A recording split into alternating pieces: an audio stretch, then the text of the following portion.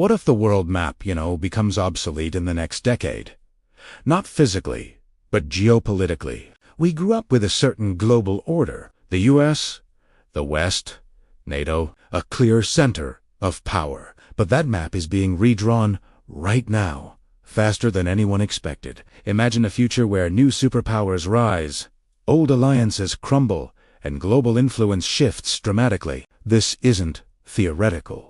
It's the reality of the late 2020s and early 2030s.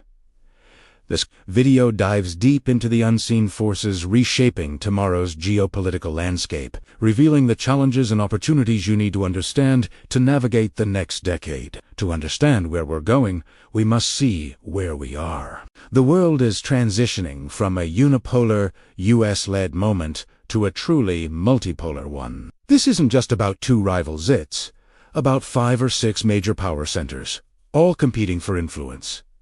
The headline is simple: China and India. China is already the economic rival, investing in infrastructure like the Belt and Road Initiative, reshaping global supply chains, and dominating new technologies like AI and quantum computing. But watch India, a massive, young, and rapidly industrializing democracy. It is projected by some to nearly double its GDP by 2030.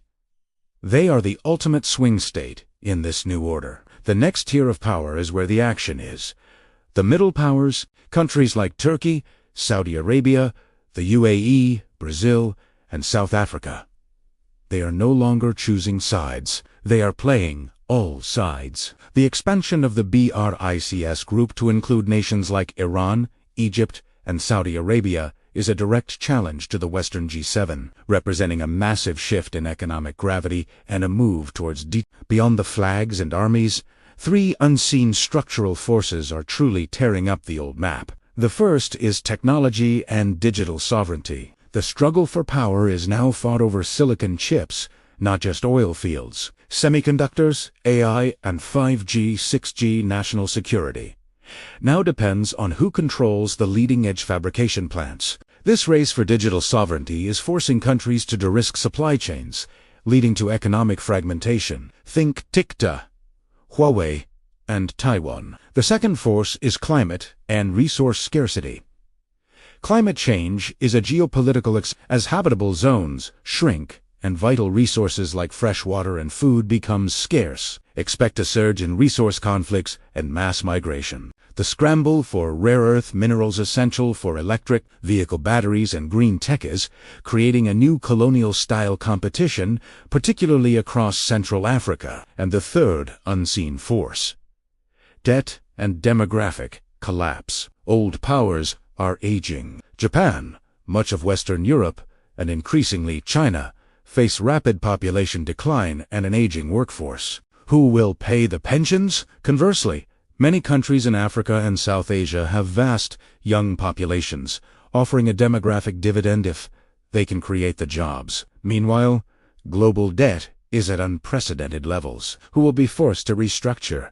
And what political instability will follow? As power decentralizes and new forces emerge, the traditional pillars of global order are weakening. The cornerstone, NATO, remains vital, but its political cohesion is constantly tested. The push for strategic autonomy within the EU signals a divergence of priorities from Washington. The West must balance internal political polarization with the external threat of a more unified, non-Western bloc. The era of unquestioning transatlantic unity is over. International organizations, like the UN Security Council, are increasingly paralyzed by rivalry. They are becoming forums for rhetoric rather than effective action. The crucial issues: pandemic preparedness, nuclear and climate agreements are often bypassed by smaller, more flexible multilateral groups who can actually agree on policy. The real battle isn't between the US and China. It's for the loyalty of the global South. Both major powers are offering packages: infrastructure,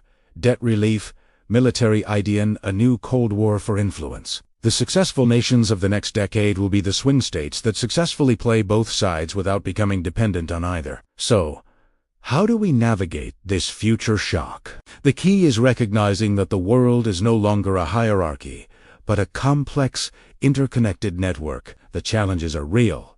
higher volatility, greater economic risk from fragmentation, and increased risk of regional conflicts spilling over. We must prepare for a decade defined by instability, where local crises have instant global impact. But where there is change, there is opportunity. 1. The rise of new markets creates massive investment avenues outside the traditional Euro-Atlantic center. 2.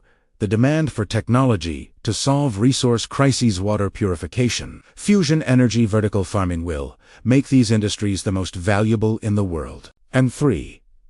For nations and companies, the ability to maintain diversified trade and diplomatic relationships to navigate, not just choose a side, will be the ultimate superpower. The map is being redrawn. Will you passively watch the changes, or will you understand the forces, seize the opportunities, and help chart the course for tomorrow's world? Let me know in the comments.